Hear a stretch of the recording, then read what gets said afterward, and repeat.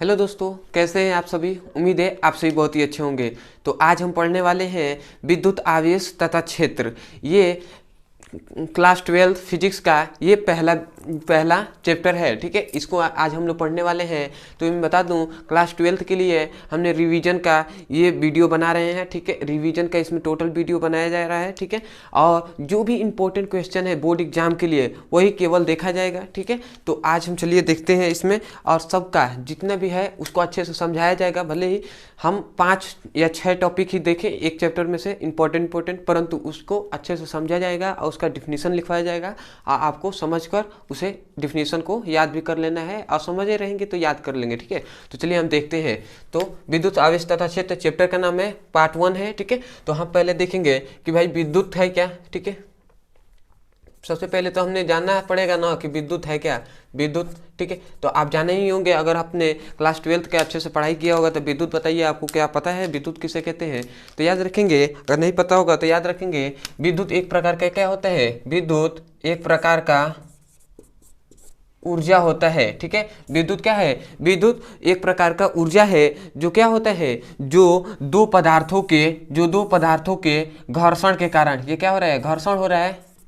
ठीक है, दो पदार्थों के घर्षण के कारण उत्पन्न होते हैं। ठीक है, तो विद्युत क्या है। विद्युत एक प्रकार का ऊर्जा है जो दो पदार्थों के घर्षण के कारण उत्पन्न होते हैं। मान लेते हैं ये ए पदार्थ है, ये बी पदार्थ है। कोई जरूरी नहीं है कि दो ही पदार्थ आपस में घर्षण करेंगे, आपस में टकराएंगे तो वहां से विद्युत उत्पन्न होगा, ये कोई जरूरी नहीं है। 3 भी पदार्थ हो सकते हैं, 4 पदार्थ, परंतु हाँ ये इंपॉर्टेंट है कि एक पदार्थ, कभी भी 2 पदार्थ होना चाहिए या 2 से अधिक पदार्थ होना चाहिए। ठीक है, तभी घर्षण होगा, क्योंकि एक पदार्थ रहेगा तो घर्षण तो होगा नहीं।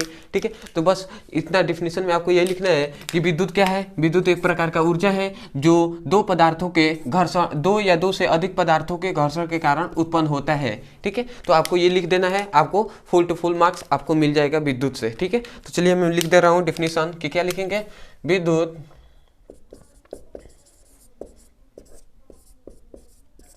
एक प्रकार का क्या है,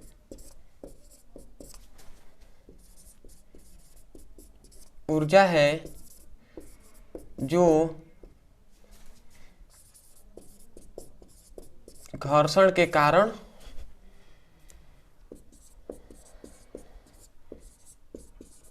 उत्पन्न होता है। ठीक है, तो ये आप डिफिनेशन में लिख देंगे क्या है। विद्युत एक प्रकार का ऊर्जा है जो घर्षण के कारण उत्पन्न होता है। किसके घर्षण के कारण, तो पदार्थों के घर्षण के कारण उत्पन्न होता है। ठीक है, तो आप इसको लिख देंगे बहुत अच्छे से। आपको ऐसा भी विद्युत अगर कभी पूछा जाएगा ना तो 1 नंबर में ही पूछा जाएगा। ठीक है, जो बहुत ही छोटा जो प्रश्न होता है उसके लिए ही विद्युत पूछा जाता है। ठीक है, तो चलिए अब हम देखेंगे, दूसरे में देखेंगे कि विद्युत आवेश किसे कहते हैं, क्योंकि विद्युत आवेश हो या विद्युत, ये 1 नंबर में आपसे पूछ लिया जाता है। ठीक है, तो आप देखेंगे विद्युत आवेश। ठीक है,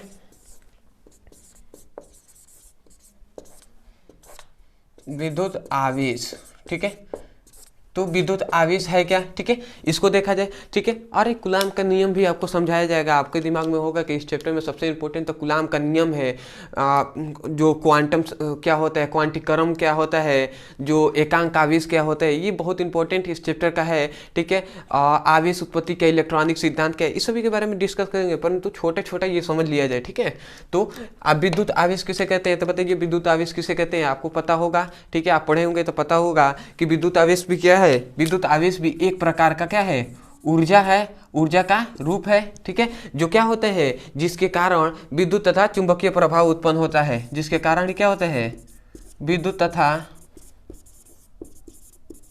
चुंबकीय प्रभाव उत्पन्न होता है। आप जानते ही होंगे, अगर पढ़े होंगे, तो विद्युत क्या है। विद्युत एक प्रकार का ऊर्जा है जो जिसके कारण क्या होता है, विद्युत तथा चुंबकीय प्रभाव उत्पन्न होता है। अब ये कैसे उत्पन्न होता है, इसके लिए तो आपको बहुत अच्छे से जो समझना पड़ेगा, तो उसके लिए टाइम लगेगा। तो हम इस रिवीजन के बैच है तो इसमें हम पूरा तो आपको नहीं समझा पाएंगे, परंतु हाँ ऐसे आपको बता दें कि जब 2 छड़ को लिया गया, 2 छड़ को ऐसे लेकर इसको क्या किया गया, बिल्ली की खाल से रगड़ कर ऐसे लटका दिया गया, फिर से दूसरे छड़ को रगड़ कर से लटका दिया गया और उन दोनों को पास लिया गया तो वो क्या हो रहे थे, अगर इन दोनों पर सामान्य आवेश था, मतलब इस पर भी प्लस था इस पर भी प्लस, तो क्या होते हैं प्रतिकर्षण। अगर एक पर प्लस और एक पर माइनस है तो उन दोनों पर क्या होते हैं, आकर्षण होते हैं। तो ये हमने घटना किया था जिसके कारण हमें पता चला था कि इस छड़ पर कौन सा आवेश है। तो ये हमने पहले पढ़ लिया है, ठीक है। तो अगर नहीं देखे हैं तो आप सिंपल से सर्च कर सकते हैं विद्युत आवेश और हमारे चैनल का नाम लिखिए, वो वीडियो आपको मिल जाएगा, अच्छे से आप देख सकते हैं। परंतु हम इसमें रिवीजन के बैच में केवल इतना ही डिफिनीशन अच्छे से समझा देंगे, ठीक है, और आपको अच्छे से याद करा देंगे, आप वहाँ से याद कर सकते हैं, ठीक है। एक नंबर में ये है, इंपॉर्टेंट नहीं है, इंपॉर्टेंट है एक नंबर के लिए, ठीक है। तो एक नंबर भी बहुत इंपॉर्टेंट होता है, तो आपको याद होना चाहिए। तो आप इसमें विद्युत आवेश में क्या कहेंगे कि विद्युत आवेश एक प्रकार का ऊर्जा है जिसके कारण विद्युत तथा चुंबकीय प्रभाव उत्पन्न होता है या विद्युत तथा चुंबकीय प्रभाव का अनुभव करते हैं, ठीक है। तो आपको ये लिख देना है। तो चलिए मैं लिख दे रहा हूं, आपको क्या लिखना है कि विद्युत एक प्रकार का क्या है, विद्युत आवेश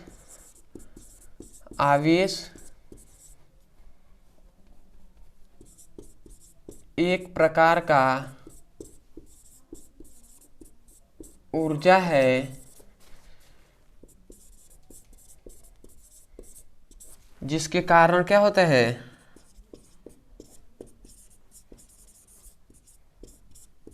विद्युत तथा चुंबकीय प्रभाव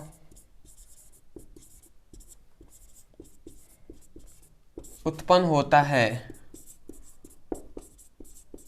या हम कह सकते हैं अनुभव होता है, ठीक है। तो ये आप डिफिनेशन में लिख देंगे, ठीक है। एक नंबर में पूछा जाता है तो क्या कहेंगे, आवेश एक प्रकार का क्या है, विद्युत आवेश एक प्रकार का क्या है, ऊर्जा है, एनर्जी है, जिसके कारण क्या होता है, विद्युत तथा चुंबकीय प्रभाव उत्पन्न होता है, ठीक है। और या हम विद्युत तथा चुंबकीय प्रभाव का क्या करते हैं, अनुभव करते हैं। तो इसको आप लिख लेंगे, बहुत अच्छे से आपको समझ में आ जाएगा, ठीक है। समझ में आ गया होगा ये दोनों। अब हम देखेंगे जो सबसे इंपॉर्टेंट है, विद्युत का इलेक्ट्रॉनिक सिद्धांत, या हम कह सकते हैं आवेश उत्पत्ति का इलेक्ट्रॉनिक सिद्धांत, क्योंकि ये बहुत इंपॉर्टेंट है, आपको कभी भी 3 नंबर या 5 नंबर में भी पूछ लिया जाता है, तो ये आपको देखना है। चलिए इसको आप, मैं रफ कर रहा हूं, आप स्क्रीनशॉट ले सकते हैं, ठीक है।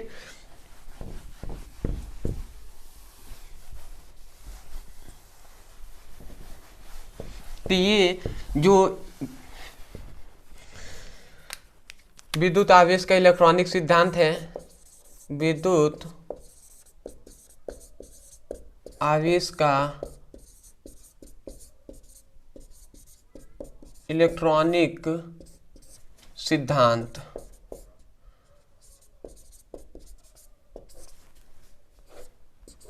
विद्युत आवेश का इलेक्ट्रॉनिक सिद्धांत, या आप कह सकते हैं आवेश उत्पत्ति का इलेक्ट्रॉनिक सिद्धांत। किसी, क्योंकि अलग अलग बुक में अलग अलग जैसे हेडिंग वाइज दिया गया है, तो आपको कंफ्यूज नहीं होना है। कभी भी एग्जाम में अगर पूछ दिया जाए कि आवेश उत्पत्ति का इलेक्ट्रॉनिक सिद्धांत बताइए, तभी आपको याद रखना है कि विद्युत आवेश ही कहा जा रहा है, ठीक है। तो क्योंकि विद्युत आवेश का ये या आवेश का ये दोनों बात एक ही है, तो इसमें कहा जा रहा है विद्युत आवेश का इलेक्ट्रॉनिक सिद्धांत, उसमें कहते हैं कि आवेश उत्पत्ति का इलेक्ट्रॉनिक सिद्धांत, तभी बात यही है, ठीक है। तो आपको कंफ्यूज नहीं होना है। तो देखिए इसमें क्या बताया गया था, तो आपको विद्युत आवेश तथा विद्युत आवेश के इलेक्ट्रॉनिक सिद्धांतों में बताया गया था, इसके अनुसार क्या बताया गया था, इसके अनुसार, ठीक है, किसके अनुसार, विद्युत आवेश के इलेक्ट्रॉनिक सिद्धांतों के अनुसार बताया गया था कि कोई भी परमाणु होता है, ठीक है, ये मान लेते हैं परमाणु है, ठीक है, समझिएगा ये क्या है,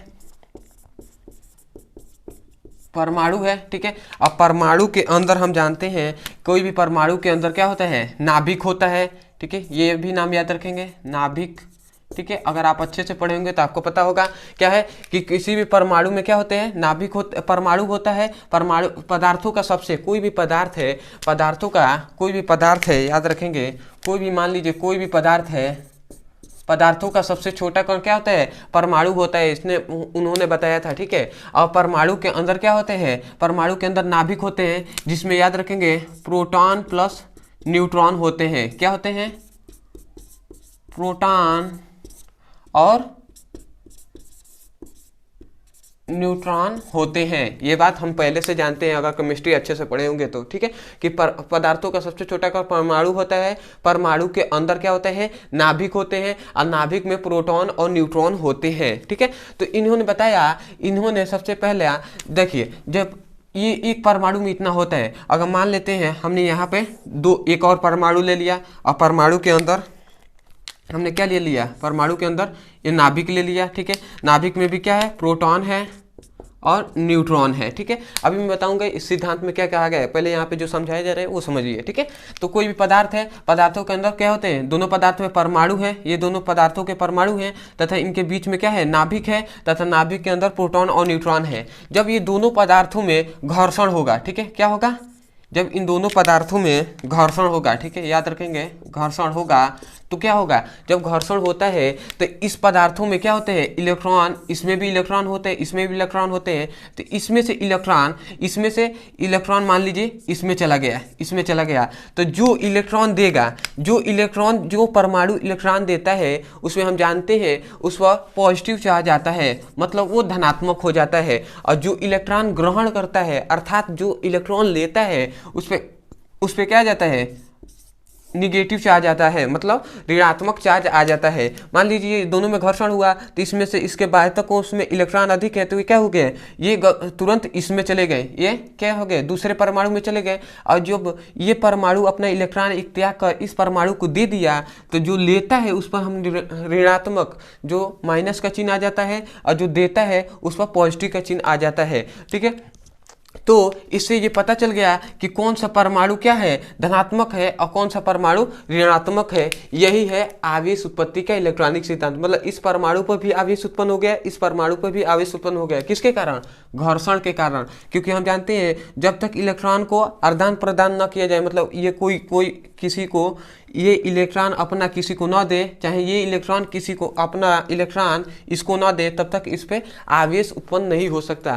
तो यही जब इन दोनों पे घर्षण हुआ, ये इलेक्ट्रॉन इसको दे दिया, तो इस पर प्लस चार्ज आ गया, इस पर माइनस चार्ज आ गया, तो इस पर क्या हो गया, इससे हमें पता चल गया कि आवेश इस पर उत्पन्न हो रहा है। तो यही क्या है, विद्युत आवेश का इलेक्ट्रॉनिक सिद्धांत है। तो इसमें हम क्या लिखेंगे, इसमें हम लिखेंगे कि आवेश उत्पन्न क्या लिखेंगे, विद्युत आवेश के इलेक्ट्रॉनिक सिद्धांतों के अनुसार पदार्थों का, समझिएगा, विद्युत आवेश के इलेक्ट्रॉनिक सिद्धांतों के अनुसार पदार्थों का सबसे छोटा कण क्या होता है, परमाणु होता है। परमाणु के बीच में, परमाणु के केंद्र पर क्या होता है, परमाणु के केंद्र पर क्या होता है, नाभिक होता है, तथा नाभिक में प्रोटॉन और न्यूट्रॉन होते हैं, ठीक है।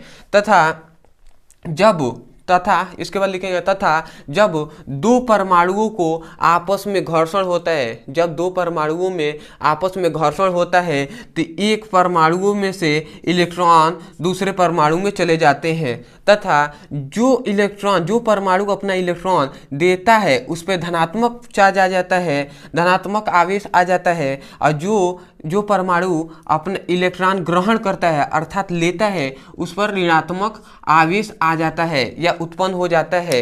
अतः इससे हमें पता चलता है कि कौन सा परमाणु क्या है, धनात्मक है, और कौन सा परमाणु ऋणात्मक है। यही क्या है, विद्युत आवेश का इलेक्ट्रॉनिक सिद्धांत है। तो इसको बड़ा हम लिखने तो नहीं पाएंगे, ठीक है, और ठीक है, इसको आपको सबसे अच्छा से समझ जाइए, और आपको अपने शब्दों में लिख लेना है, जैसे मैं बोल रहा हूँ वैसे ही आपको लिखना है, ठीक है। एक बार और बता दे रहा हूँ, ठीक है। आप क्या लिखेंगे, विद्युत आवेश के इलेक्ट्रॉनिक सिद्धांतों के अनुसार, ये नाम उसी लिखवाया गया है, ठीक है। तो आप क्या कहेंगे, विद्युत आवेशों के इलेक्ट्रॉनिक सिद्धांतों के अनुसार पदार्थों का सबसे छोटा कण परमाणु होता है। परमाणु के केंद्र पर क्या होता है, नाभिक होता है, नाभिक के अंदर प्रोटॉन और न्यूट्रॉन होते हैं, ठीक है। तब जब दो परमाणु आपस में घर्षण होता है, जब दो परमाणुओं में घर्षण होता है, तो पहले परमाणु में से, या आप कह सकते हैं पहला, ये दूसरा परमाणु है, ठीक है। तो प्रथम परमाणु में से या किसी परमाणु में से क्या होता है, एक इलेक्ट्रॉन क्या हो जाता है, दूसरे परमाणु में चले जाता है, अर्थात एक इलेक्ट्रॉन क्या होता है, दूसरे परमाणु में चला जाता है। या क्या कह सकते हैं, हम ऐसा कह सकते हैं, जब दो परमाणु में घर्षण होता है तो एक परमाणु में से एक परमाणु अपना इलेक्ट्रॉन त्याग देता है, ठीक है, तथा दूसरा परमाणु अपना इलेक्ट्रॉन क्या कर लेता है, दूसरा परमाणु इलेक्ट्रॉन को ग्रहण कर लेता है। तो हम लिखेंगे कि जब दो परमाणुओं में घर्षण होता है तो एक परमाणु अपना इलेक्ट्रॉन को त्याग देता है, जिसके कारण उस पर पॉजिटिव चार्ज आ जाता है, और जो परमाणु इलेक्ट्रॉन को ग्रहण करता है अर्थात लेता है उस पर ऋणात्मक चार्ज आ जाता है। उसे ही हम क्या कहते हैं, विद्युत आवेश का इलेक्ट्रॉनिक सिद्धांत कहेंगे। तो आपको 2 बार बता दिया गया, ठीक है। तो आप इसको लिख लेंगे बहुत अच्छे से, ठीक है। तो अब हम देखेंगे इसके आगे, ठीक है। तो आपको इसको समझ जाना है, इसको स्क्रीनशॉट ले लीजिए और इससे आप समझते रहिएगा, आपने लिख लीजिएगा, ठीक है। अगर आप कॉपी पेन लेकर बैठे हैं तो एक बार और सुन लीजिए, मैं आपको जल्दी बता दे रहा हूँ, आप ऐसे ही लिखेंगे। क्या लिखेंगे, विद्युत आवेश के इलेक्ट्रॉनिक सिद्धांतों के अनुसार पदार्थों का सबसे छोटा परमाणु होता है, परमाणु के अंदर नाभिक होता है, परमाणु के केंद्र में क्या होता है, नाभिक होता है, नाभिक के अंदर प्रोटॉन और न्यूट्रॉन होते हैं। इतना तो बात आप पहले से जानते हैं, ठीक है। उसका भी लिखेंगे, जब दो परमाणुओं में घर्षण होता है तो एक परमाणु अपने इलेक्ट्रॉन को त्याग देता है। जो परमाणु इलेक्ट्रॉन त्यागता है उस पर धनात्मक चार्ज कहिए या आवेश कहिए, और जो परमाणु इलेक्ट्रॉन ग्रहण करता है उस पर ऋणात्मक चार्ज आ जाता है। अतः इससे हमें स्पष्ट होता है कि कौन सा परमाणु क्या है, धनात्मक है, और कौन सा परमाणु ऋणात्मक है। यही क्या है, आवेश उत्पत्ति के इलेक्ट्रॉनिक सिद्धांत, या हम कह सकते हैं विद्युत आवेश का इलेक्ट्रॉनिक सिद्धांत है, ठीक है। तो आप इसको स्क्रीनशॉट ले सकते हैं, ठीक है, ठीक है। आप इसको स्क्रीनशॉट ले सकते हैं, ठीक है, ले लिया होगा, ठीक है। तो चलिए अब हम देखते हैं, अब इसके हम आगे देखेंगे, ठीक है।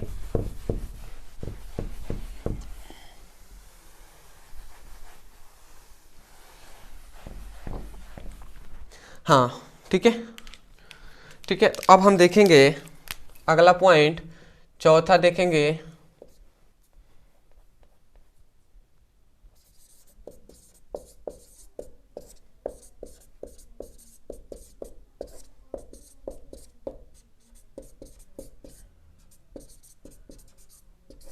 आवेश संरक्षण का सिद्धांत, ठीक है। हम देखेंगे आवेश संरक्षण का सिद्धांत क्या होता है, ठीक है। तो ऐसे हमने ऊर्जा संरक्षण के सिद्धांत भी हमने पढ़ लिया है, ठीक है। ऊर्जा संरक्षण का सिद्धांत भी हमने पढ़ा है, तो अगर आप नहीं जानते होंगे तो आप जाकर आप देख सकते हैं ऊर्जा संरक्षण का सिद्धांत।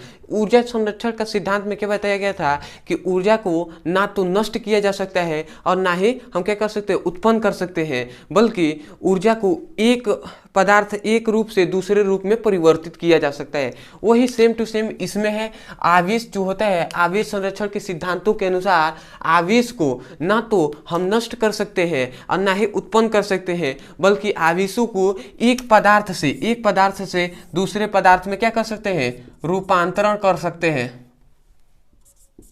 रूपांतरण कर सकते हैं। यही तो है आवेश संरक्षण का सिद्धांत। तो हम क्या कहेंगे, याद रखेंगे, हमने पहले ही ऊर्जा संरक्षण में पढ़ा है कि ऊर्जा को ना तो नष्ट किया जा सकता है ना ही उत्पन्न किया जा सकता है, बल्कि ऊर्जा को एक रूप से दूसरे रूप में परिवर्तित किया जा सकता है, ठीक है। तो इसमें हम क्या कहेंगे, ये आवेश है, ठीक है। तो आवेश भी एक प्रकार का क्या है, ऊर्जा है, हमने पढ़ा है पहले ही। तो आवेश भी क्या होगा, आवेश संरक्षण के सिद्धांतों के अनुसार लिखना क्या है कि आवेश संरक्षण के सिद्धांतों के अनुसार आवेश को ना तो नष्ट किया जा सकता है, ठीक है, याद रखेंगे, आवेश को ना तो नष्ट किया जा सकता है और ना ही इसे हम क्या कर सकते हैं, ना ही उत्पन्न किया जा सकता है, बल्कि आवेशों को एक पदार्थ से दूसरे पदार्थ में क्या किया जा सकता है, रूपांतरण किया जा सकता है। यही आवेश संरक्षण का सिद्धांत है, ठीक है। तो आप इसको इतना ही लिखेंगे, ठीक है। आपको समझ में आया होगा ना, ठीक है।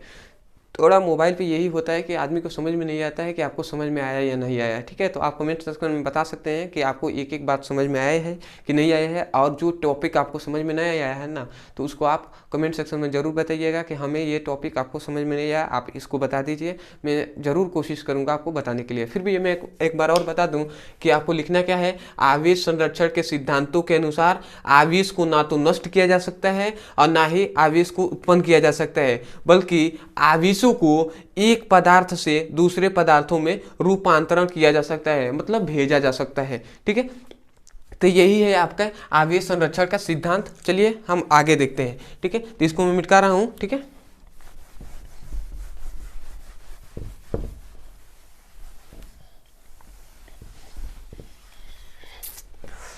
तो चलिए अब हम देखेंगे आवेशों के क्वांटीकरण, ठीक है। अब हम देखेंगे 5वां टॉपिक,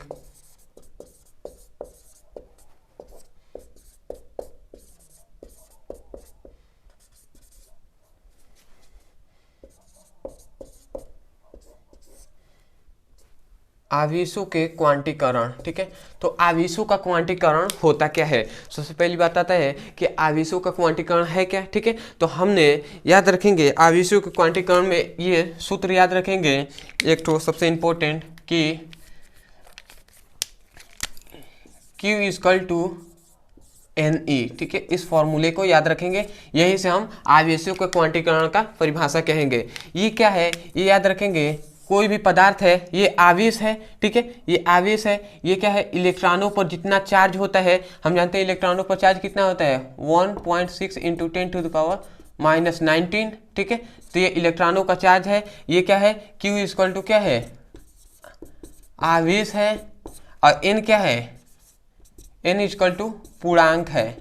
ठीक है, पूर्णांक इक्वल टू 1 2 3 ऐसे है। ठीक है, तो आप समझ गए होंगे ये क्या है, ये इलेक्ट्रॉनों पर, एक इलेक्ट्रॉन पर कितने आवेश होते हैं ये है। ठीक है, और ये क्या है, आवेश है Q, और ये क्या है, N पूर्णांक है, मतलब कितने इलेक्ट्रॉन है उसकी संख्या है। ठीक है, तो हम ऐसे परिभाषा क्या कहेंगे कि किसी पदार्थों पर कुल आवेश, किसी पदार्थों पर कुल आवेश उस पदार्थ पे उपस्थित एक इलेक्ट्रॉन का पूर्ण गुणज होता है। ठीक है, समझ में आया क्या कहा जा रहा है? आवेशों का क्वांटीकरण आपसे पूछ लिया जाए, क्योंकि ये मोस्ट इंपॉर्टेंट है, ये आपके बहुत बार बोर्ड एग्जाम में पूछा गया है, तो इसको आप इंपॉर्टेंट के श्रेणी में रखेंगे। ठीक है, और आपको इसको पढ़ के जाएंगे, आवेशों का क्वांटीकरण। ठीक है, क्योंकि हमने भी देखा है कि आवेशों का क्वांटीकरण बहुत बार पूछा गया है। ठीक है, तो आपको याद रखेंगे आवेशों का क्वांटीकरण क्या कहेंगे।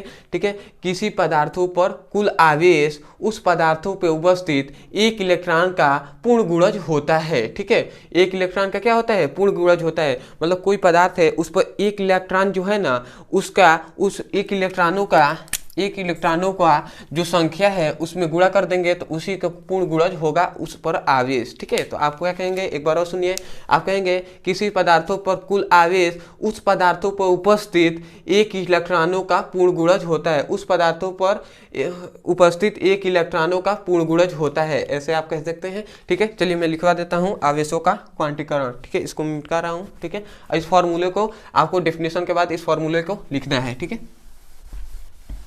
तो आप क्या लिखेंगे आवेशों को क्वांटीकरण में कि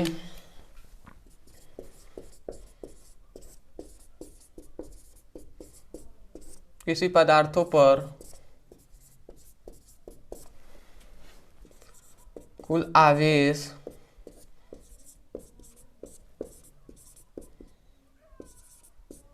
उस पदार्थ पर एक इलेक्ट्रॉन का एक इलेक्ट्रॉनों पर आवेश का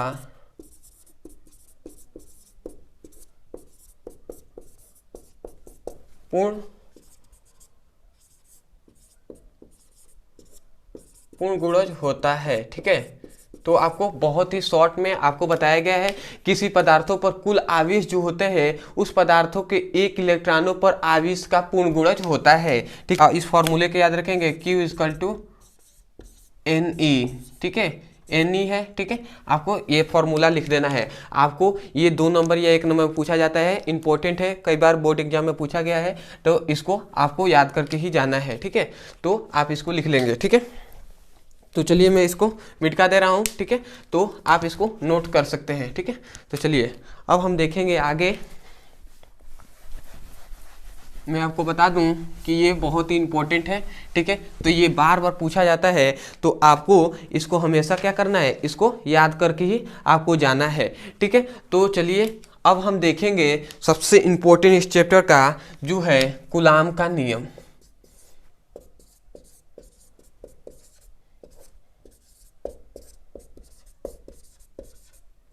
ठीक है, सबसे इंपॉर्टेंट है ये, 5 नंबर में आपसे या 3 नंबर में आपसे पूछ लिया जाता है। मैं लिख दूं यहाँ पे इंपॉर्टेंट। ठीक है, यह है इम्पोर्टेंट, ठीक है। तो कूलाम का नियम है क्या, ठीक है। तो आपने जरूर कूलाम के नियम के बारे में अच्छे से आपने जानकारी पहले से ही कर लिया होगा, ठीक है, क्योंकि आप भी जानते हैं कूलाम का नियम कितना इंपॉर्टेंट है, ठीक है। तो मैं आपको बताने से पहले मैं आपसे रिक्वेस्ट करना चाहता हूँ कि अगर आप हमारे चैनल पर नए हैं तो हमारे चैनल को प्लीज़ सब्सक्राइब कर लीजिए, और वीडियो को अगर अच्छा लगा, अगर आपको समझ में आया हो ना, तब ही लाइक कीजिएगा, ठीक है, और लाइक कर दीजिएगा, ठीक है। मुझे विश्वास है कि आपको समझ में आया होगा, ठीक है, क्योंकि अगर आपको समझ में नहीं आता तो इतना देर आप देखते नहीं, ठीक है। तो आपको समझ में आया है तो हमारे चैनल को सब्सक्राइब और वीडियो को लाइक कर दीजिएगा, क्योंकि सब्सक्राइब करने के लिए इसलिए कर रहा हूँ कि आपका तो फ़ायदा होगा ही होगा, मेरा भी कुछ फ़ायदा हो जाएगा, क्योंकि कोई भी फ़ायदे के लिए ही कुछ करता है, ठीक है। आप भी पढ़ रहे हैं तो आप फायदे के लिए पढ़ रहे हैं, ठीक है, क्योंकि आपको भी अच्छा मार्क्स लाना है, ठीक है, एग्जाम में। तो इसलिए अब मैं भी कुछ पढ़ा रहा हूँ तो कुछ फ़ायदे के लिए ही पढ़ा रहा हूँ, ठीक है। कोई भी कुछ भी करता है तो फ़ायदे के लिए ही करता है, ठीक है। तो आपसे रिक्वेस्ट है, और मैं आपको बता दूँ कि आपको एक एक वीडियो प्रोवाइड कराया जाएगा, ठीक है। प्ले लिस्ट का लिंक इसके डिस्क्रिप्शन में दे दिया जाएगा, एक एक करके आप कभी भी इस वीडियो को देखेंगे तो आपको पता चल जाएगा कि हाँ इसका प्ले लिस्ट बन गया है। नीचे डिस्क्रिप्शन में चले जाइएगा, वहाँ से एक एक करके वीडियो को देख लीजिएगा। इसके बाद ये तो पार्ट 1 है, पार्ट 2, पार्ट 3 ऐसे करके आप एक एक करके देख सकते हैं, ठीक है। चलिए अब हम देखेंगे कूलाम का नियम, ठीक है। तो कूलाम का नियम है क्या, ठीक है। तो आप भी ऐसे पढ़े होंगे, क्योंकि रिवीजन का बैच है तो इसमें मैं आपको बता दूं, ठीक है, परंतु पूरा विस्तार में हम देखेंगे, ठीक है। ये पहले मैं आपको समझा देता हूँ, ठीक है, उसके बाद बताऊंगा, ठीक है। ये दो बिंदु है, ये ए और बी, ठीक है। ए पर क्या है, Q1 आवेश है, और ए बी पे क्या है, Q2 आवेश है, और इनको मैंने एक रेखा से मिला दिया है, और इनके दोनों आवेश की बीच की दूरी है r, ठीक है। ये क्या है, दूरी है, ठीक है। तो देखिए ये Q1 आवेश है, याद रखेंगे, ये Q1 आवेश है और ये Q2 आवेश है, इनके बीच की दूरी है क्या, r, ठीक है। तो इन दोनों आवेश है, इन दोनों पे आवेश जब हैं तो इन पे दोनों पे चार्ज होगा, ठीक है। तो ये दोनों आवेशों के मध्य आकर्षण होगा या प्रतिकर्षण होगा, क्योंकि हमें नहीं पता कि इनके आगे क्या हमसे चार्ज है, पॉजिटिव है या निगेटिव, ये पॉजिटिव है कि निगेटिव, ठीक है। क्योंकि हमने लिखा है Q1 Q2, ये नहीं लिखा है कि -Q है ये +Q है, ऐसा नहीं लिखा है, हमने लिखा है क्या, Q1 Q2, और इनके दोनों आवेशों के बीच की दूरी क्या है, r है। तो इन आवेशों के मध्य कोई ना कोई फोर्स लगेगा ना, इनके आवेशों के मध्य कोई ना कोई तो बल लगेगा, ठीक है। तो इसी बल को हम क्या कहते हैं, कूलाम का नियम कहते हैं। कूलाम का नियम हम कैसे कहेंगे, कूलाम का नियम ये कहेंगे कि दो आवेश Q1 Q2, क्या कहेंगे, दो आवेश Q1 Q2 के बीच की दूरी r हो तो उन आवेशों के मध्य लगने वाला बल क्या कहेगा, कूलाम का नियम कहते हैं। उन आवेशों के मध्य, इन दोनों आवेशों के मध्य लगने वाला ये बल है, F है, फोर्स है, ठीक है। तो उसे हम क्या कहेंगे, कूलाम का नियम कहेंगे, ठीक है। एक बार और मैं बताता हूँ, आप क्या कहेंगे, दो आवेश Q1 Q2, दो आवेश हैं Q1 Q2, तो आप क्या कहेंगे, दो आवेश Q1 Q2 के बीच की दूरी r हो तो इन दोनों आवेशों के मध्य लगने वाला बल, ठीक है, ये दोनों क्या है, ये बल है, लगने वाला बल ही क्या कहलाएगा, कूलाम का नियम कहलाएगा, ठीक है। तो इतना हम कह देंगे, उसके बाद याद रखेंगे, उसके बाद तो चलिए मैं इसको लिख देता हूँ, ठीक है, इसको मैं लिख देता हूँ, ठीक है। आप लिखेंगे कूलाम के नियमों के अनुसार, इतना लिखने के बाद अनुसार, तो हम लिखते रहे इसके अनुसार, इसके अनुसार आप लिखेंगे कूलाम के नियमों के अनुसार, क्योंकि आप भी जानते हैं जितना आप लाइन बढ़ाकर लिखेंगे और अच्छा स्पष्ट लिखेंगे और समझा कर लिखेंगे, आपको उतना ही अच्छा मार्क्स मिलेगा, ठीक है। इसीलिए आप लिखेंगे, मैं यहाँ पे शॉर्ट में लिख दे रहा हूँ, इसके अनुसार कि नहीं दो आवेश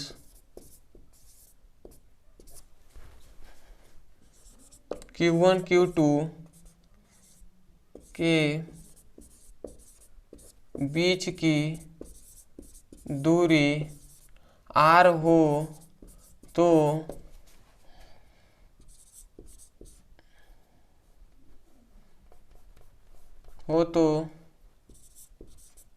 उन आवेशों के बीच लगने वाला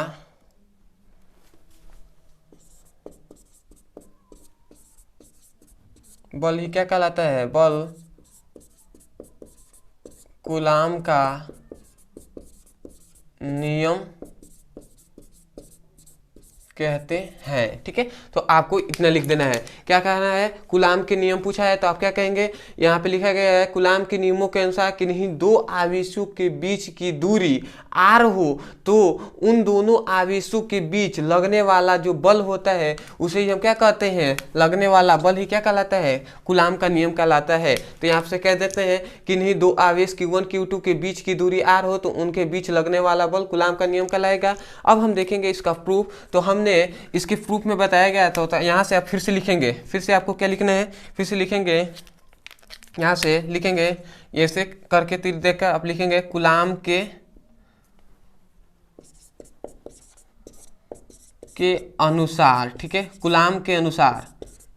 ठीक है, आपको लिखना है कूलाम के अनुसार। कूलाम ने बताया था क्या कि इन दोनों आवेशों के बीच जो लगने वाला बल होता है वो उन दोनों आवेशों के गुणनफल के समानुपाती होता है। कूलाम के नियमों के अनुसार उन्होंने बताया था कि F जो होता है, जो ये बल है वो समानुपाती होता है Q1 Q2 के। ठीक है, मैंने इन्होंने बताया था कि ये Q1 Q2 को जब गुणा किया जाएगा तो ये जो निकलेगा गुणनफल वही क्या होगा, बल के बराबर होगा या समानुपाती होगा। ठीक है, तो हम क्या कहेंगे, F equal to Q1 Q2 समानुपाती, F समानुपाती Q1 Q2। तो हम क्या कहेंगे कि कूलाम के अनुसार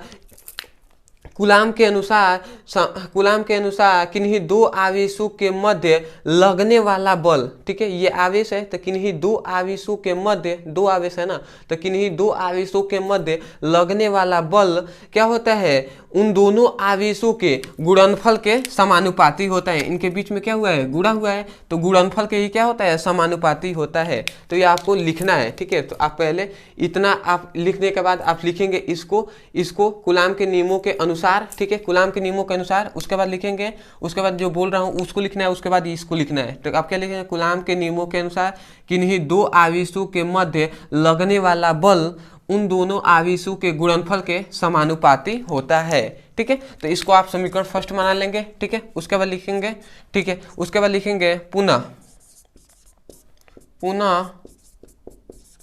कूलाम के नियमों के अनुसार। ठीक है, पुनः लिखेंगे, पुनः कूलाम के नियमों के अनुसार। ठीक है, उसके बाद कूलाम ने बताया था कि इन दोनों आवेशों के बीच की दूरी के वर्ग के व्युत्क्रमानुपाती होते हैं। मतलब इन दोनों आवेशों के मध्य जो लगने वाला बल होगा ना, इन दोनों आवेशों के मध्य जो लगने वाला बल होगा, ये दूरी है, इसके वर्ग के व्युत्क्रमानुपाती होगा। ठीक है, तो व्युत्क्रमानुपाती यही न हो गया, और इस दूरी का वर्ग कर दिए, मतलब होल स्क्वायर कर दिए तो वर्ग हो गया। तो हमने क्या बताया था कि इन दोनों आवेशों के मध्य जो लगने वाला बल होता है वह उन आवेशों के बीच की दूरी के वर्ग के व्युत्क्रमानुपाती होता है। व्युत्क्रमानुपाती 1/, के नीचे जो भी कर देंगे तो क्या हो जाएगा, व्युत्क्रमानुपाती हो जाएगा। तो ये क्या है, व्युत्क्रमानुपाती का चिन्ह है। ठीक है, समानुपाती व्युत्क्रमानुपाती का चिन्ह दोनों इक्वल होता है, एक बराबर, जैसे ऐसे ही होता है। ठीक है, तो आपको मैं बता दूं, ठीक है, आपको क्या करना है, इसको समीकरण सेकेंड मान लेना है। ठीक है, तो आपको क्या करना है, सबसे पहले लिखना है कूलाम के नियमों के अनुसार किन्हीं दो आवेशों के मध्य लगने वाला बल उन दोनों आवेशों के गुणनफल के समानुपाती होता है तथा उन्हीं आवेशों के मध्य लगने वाला बल इन्हीं आवेशों के मध्य लगने वाला बल उनके दूरी के वर्ग के क्या होता है, व्युत्क्रमानुपाती होता है। इतना लिखने के बाद उसके बाद सिंपल से इसको सॉल्व कर देना है। ठीक है, तो यहाँ से मैं सॉल्व कर रहा हूँ। ठीक है, ये दोनों देखिए, इन दोनों का बल क्या है, F समान है, तो हम लिखेंगे F। ठीक है, इन दोनों F समान है, उसके बाद समानुपाती भी समान है, तो समान लिख देंगे। Q1 Q2 है, यहाँ पे R है, तो इन दोनों को हम गुणा करा देते हैं। तो ये क्या हो जाएगा, Q1 Q2 गुणे 1/r² कर दिया। ठीक है, r²। अब ये Q1 Q2 ऊपर 1 में गुणा हो जाएगा, तो ये क्या हो जाएगा, F समानुपाती Q1 Q2 बटे r² हो जाएगा। r² हो गया कि नहीं।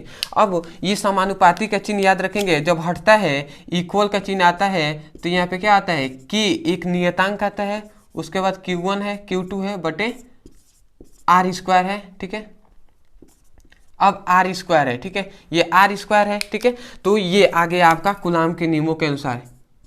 ठीक है, इसको आप याद रखेंगे फॉर्मूला को। ठीक है, ये कूलाम के नियमों के अनुसार निकला है। ठीक है, अब आता है कि ये जो के का मान है ना, के का मान याद रखेंगे, के का मान सीजीएस में, सीजीएस पद्धति में के का मान क्या होता है, सीजीएस पद्धति में याद रखेंगे के का मान 1 होता है, और एसआई पद्धति में याद रखेंगे, एसआई पद्धति में जो के का मान होता है 1/4 पाई एप्सिलॉन नॉट होता है। ठीक है, 1/4 पाई एप्सिलॉन नॉट होता है, जहाँ एप्सिलॉन नॉट क्या है, निर्वात में विद्युत की विद्युतशीलता है। याद रखेंगे, निर्वात में क्या है, विद्युत की विद्युतशीलता है। ठीक है, तो अगर हम सीजीएस में निकालें तो के की जगह पर 1 रख देंगे तो क्या निकल जाएगा, F = Q1 Q2 बटे R² निकल जाएगा। ठीक है, क्योंकि 1 का गुणा होगा तो 1 ही उतना ही हो जाएगा, परंतु यदि हम एसआई पद्धति में निकाले के का मान तो इतना रख देंगे के मान पे, तो हम क्या निकल जाएगा यहाँ से, F = 1/4 pi epsilon not Q1 Q2 बटे R²। ठीक है, तो आपको ज़्यादातर इस पर ही एसआई पद्धति पे ही आपको मिलता है कभी भी, तो इसको आपको फॉर्मूले को सबसे ज़्यादा इंपॉर्टेंट याद रखना है, उसके बाद इसको लिख देना है, आपका कूलाम का नियम प्रूफ हो गया है। ठीक है, तो मैं आपको एक बार रिपीट कर दे रहा हूँ। ठीक है, आपको लिखना है कूलाम के नियमों के अनुसार किन्हीं दो आवेशों के किन्हीं दो आवेशों के बीच की दूरी r हो तो इन दोनों आवेशों के मध्य लगने वाला बल क्या होता है, बल ही क्या कहलाता है, कूलाम का नियम कहलाता है। उसका लिखेंगे कूलाम के नियमों के अनुसार किन्हीं दो आवेशों के मध्य लगने वाला बल उन दोनों आवेशों के गुणनफल के समानुपाती तथा उन्हीं आवेशों के बीच लगने वाला बल उन्हीं आवेशों के बीच की दूरी के वर्ग के व्युत्क्रमानुपाती होता है। उसके बाद इन दोनों को हमने मिला दिया तो ये क्या हो जाएगा, F = समानुपाती Q1 Q2 बटे Q1 Q2, और ये इसको गुणा करा दिया तो ये क्या हो गया, F समानुपाती Q1 Q2 बटे R² हो गया। ठीक है, अब यहाँ से समानुपाती की चिन्ह हटा तो = आया, तो ये एक नियतांक आता है। ठीक है, नियतांक अगर सीजीएस पद्धति में 1 होता है, एसआई पद्धति में 1/4 पाई एप्सिलॉन नॉट होता है। ठीक है, तो यहाँ पे हमने इसका दोनों का मान रख दिया, ये एसआई पद्धति में निकला है, ये सीजीएस पद्धति में, ये एसआई पद्धति में, ये दोनों फॉर्मूले को आपको याद रखना है। ठीक है, तो ये आपका हो गया इंपॉर्टेंट। ठीक है, तो ये महत्वपूर्ण इंपॉर्टेंट है, तो इसको बताइएगा आप कमेंट्स में जरूर कि आपको समझ में आया है कि नहीं। ठीक है, क्योंकि बार बार कहने का मतलब यही है कि आपको समझ में आना चाहिए। ठीक है, तो अब हम देखेंगे अब अंतिम इसका है एकांक आवेश, जो कि इस चैप्टर का बहुत ही महत्वपूर्ण है, जो भी हमेशा क्या करता है, 1 नंबर में पूछ लिया जाता है, जो कि इसी पर बेस्ड है, तो उसको मैं बता देता हूँ। उसके बाद ये जो विद्युत आवेश तथा क्षेत्र है ये चैप्टर समाप्त हो जाएगा। ठीक है, तो चलिए मैं उसको भी देख देता हूँ। ठीक है, क्योंकि हम जानते हैं कि इम्पोर्टेंस पढ़ रहे हैं, इम्पोर्टेंट जो है। ठीक है, परंतु हमने लगभग जो भी इस चैप्टर का था वो हमने समाप्त किया, कुछ ही जो हेडिंग है उसको हमने छोड़ा है, नहीं तो सब हमने पढ़ लिया है। ठीक है, जो इम्पोर्टेंट है, जो मुझे बस हल्का से भी लगा कि इम्पोर्टेंट है, वो सब हमने पढ़ाया। ठीक है,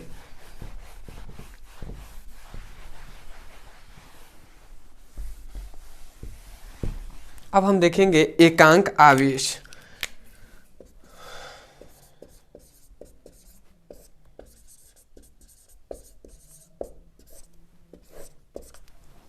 ठीक है, और दूसरी बात आपसे एक बार कहना था कि अगर आपसे दोबारा मैं कर रहा हूँ कि अगर हमारे चैनल पे नए हैं ना, तो आप प्लीज़ चैनल को सब्सक्राइब कर लीजिएगा और वीडियो को लाइक भी कर दीजिएगा अगर आपको पसंद आ रहा है तो। ठीक है, और कमेंट सेक्शन में ज़रूर बताइएगा यार, क्योंकि हमको भी डाउट होता है कि आपको समझ में आ रहा है कि नहीं। ठीक है, तो आप कमेंट सेक्शन में ज़रूर बताइएगा। ठीक है, और दूसरी बात कि देखिए, बिना मेहनत किए आपको कुछ नहीं मिलेगा। ठीक है, इसको मेहनत करके ही आपको याद करना पड़ेगा। ठीक है, याद क्या करना है, इतने अच्छे से बार बार आपको बताया गया है, तो मुझे उम्मीद है आपको समझ में आ गया होगा। ठीक है, तो अब देखेंगे एकांक आवेश। देखिए, एकांक आवेश को हम परिभाषा आपको यूं ही याद करा देंगे। ठीक है, तो आपको हमने अभी कूलाम के नियमों में ही बताया है कि मान लेते हैं ये दो आवेश है। ठीक है, ये Q1 आवेश है और ये क्या है, ये Q2 आवेश है। ठीक है, ये Q2 आवेश है, इनके बीच की दूरी क्या है, R है। ठीक है, इनके बीच की दूरी R है, तो इनके बीच लगने वाला जो बल होता है वही कूलाम का नियम कहलाता है। ठीक है, तो हम एकांक आवेश का परिभाषा जानेंगे कि एकांक आवेश का परिभाषा होता क्या है। तो देखिए, ये जो हो रहा है ये याद रखेंगे, वायु या निर्वात में। ठीक है, वायु या निर्वात में है ये दोनों आवेश, ये दोनों आवेश कहाँ है, वायु या निर्वात में है। तो हम इसका परिभाषा क्या कहेंगे, देखिए इसमें यदि r = 1 ले लेते हैं ना, ठीक है, इन दोनों आवेश के बीच की दूरी 1 मीटर ले लेते हैं, तब इन दोनों आवेशों के मध्य जो लगने वाला बल होगा वही एकांक आवेश कहलाएगा। तो हम परिभाषा कैसे कहेंगे कि वायु या निर्वात में, ठीक है इसको हम यहाँ पे याद रखेंगे, इसको हम पॉजिटिव, इसको निगेटिव कर लेते हैं। मतलब आवेश तो सामान्य है परंतु इसके चिन्ह अलग अलग हैं। मतलब अगर हम कह दें कि ये इसके पास कोई व्यक्ति है, उसके पास 10 रुपये है, और कोई व्यक्ति है उसके पास 10 रुपया कर्जा है, मतलब ये क्या है, इसके पास 10 रुपये है परंतु इसके पास 10 रुपया कर्जा है। ऋण का मतलब है कर्जा में है, ठीक है, परंतु देख रहे हैं कि दोनों के पास 10-10 है, परंतु क्या है, इसके पास है और इसके पास कर्जा में है।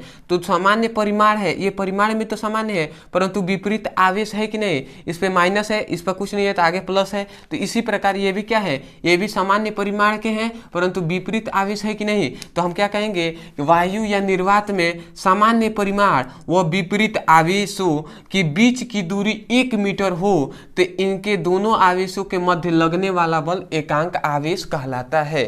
ठीक है, समझ में आया क्या कहा जा रहा है। आप कहना है वायु या निर्वात में सामान्य परिमाण, ठीक है, परिमाण इनका क्या है, सामान्य है, तो क्या कहेंगे, वायु या निर्वात में सामान्य परिमाण व विपरीत आवेशों के बीच की दूरी, आर क्या है, दूरी 1 मीटर हो तो इनके बीच लगने वाला बल एकांक आवेश कहलाता है।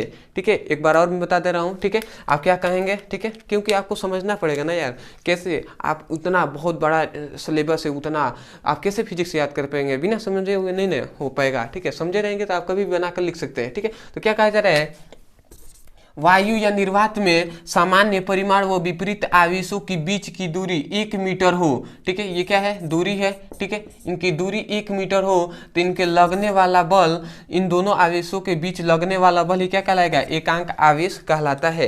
तो इसको मैं लिखवाऊंगा नहीं, ठीक है, क्योंकि मैं 3 बार बता दिया आपको तो लिखवाना उचित नहीं होगा। ठीक है, फिर भी आप कहेंगे तो लिखवा दिया जाएगा यार, क्योंकि मैं तो आपके लिए पढ़ा रहा हूँ। ठीक है, परंतु मुझे विश्वास है कि आप क्लास 12th के हैं तो आपको इतना तो समझ में होना चाहिए ना कि आपको याद हो जाना चाहिए। ठीक है, तो मैं आपको एक बार और बता दे रहा हूँ, एकांक आवेश किसे कहेंगे, तो वायु या निर्वात में सामान्य परिमाण व विपरीत आवेशों के बीच की दूरी 1 मीटर हो तो इनके बीच लगने वाला बल एकांक आवेश कहलाता है। तो आज के लिए दोस्तों इतना ही, उम्मीद है आपको बहुत अच्छे से समझ में आया होगा। तो अगर समझ में आया है तो चैनल को तो सब्सक्राइब कर ही लीजिए, क्योंकि आप तीसरी बार बोल रहा हूँ। ठीक है, और वीडियो को लाइक भी कर दीजिएगा। ठीक है, और मिलते हैं अगले वीडियो में। हाँ, और एक बार सबसे इम्पोर्टेंट बात यह है कि जब भी इस वीडियो को देखेंगे ना तो इसके डिस्क्रिप्शन में चले जाइएगा, वहाँ पर प्लेलिस्ट सबसे नीचे आपको मिलेगा, वहाँ से प्लेलिस्ट पे लिंक पर क्लिक करेंगे और वहाँ से आप एक एक करके वीडियो को पढ़ सकते हैं। क्योंकि जब तक आप इस वीडियो को देखेंगे तब तक हमने प्लेलिस्ट बना दिया होगा, बहुत सारे वीडियो बना दिए होंगे, वहाँ से आप तैयारी कर सकते हैं। ठीक है, तो चलिए दोस्तों, मिलते हैं अगले वीडियो में। धन्यवाद।